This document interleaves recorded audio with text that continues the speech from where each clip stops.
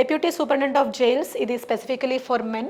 So ఎవరైతే prisoners reform కోసం try చేయాలి అనుకుంటున్నారో, like welfare of the prisoners, inmates, jail inmates welfare తీసుకురావడం, వాళ్ళ కోసం వాళ్ళ మార్పుని కోరుకోవడం కానీ, లేకపోతే జైల్స్ని ప్రాపర్గా మెయింటైన్ చేయడం కానీ, ఇలాంటివి ఎవరైతే చేయాలనుకుంటున్నారో they can go for this job. Usually తక్కువ మంది దీన్ని ప్రిఫర్ చేస్తున్నారు నా దగ్గరకు వచ్చిన స్టూడెంట్స్లో అయితే, బట్ స్టిల్ ఇది కూడా అంత లైక్ మరీ తక్కువ చూసే జాబ్ కాదు.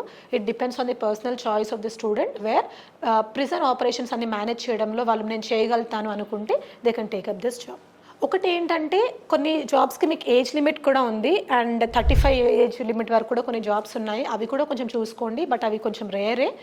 అబౌవ్ 35 ఉన్న వాళ్ళు they can choose, they have limited choices కాబట్టి అలా చూస్ చేసుకోవచ్చు. దెన్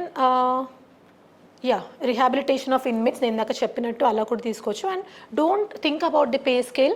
మీకు పర్క్స్, పే స్కేల్ దీన్ని బట్టి మాత్రం మీరు సర్వీస్ని చూస్ చేసుకోకండి. This is a very important suggestion which I want to give you. అంటే ఏ సర్వీస్కి ఎక్కువ పర్క్స్ ఉంటాయి, ఎవరికి బిల్డింగ్స్ ఇస్తారు, ఎవరికి వెహికల్స్ ఇస్తారు, ఇలాంటి వాటి మీద మాత్రం మీరు సర్వీస్ చూస్ చేసుకోకండి. బికాస్ ఐ రిపీట్, డైలీ ఆ జాబ్ చేయాల్సింది మీరు. సో మీరు ఫుల్ హోల్ హార్టెడ్గా ఆ జాబ్ ఏది చేయాలో దాని ప్రకారంగా మీరు ప్రిఫరెన్స్ ఆర్డర్ పెట్టుకోండి. It's not about the salary, it's not about the perks given to you. So అదొకసారి చూసుకోండి.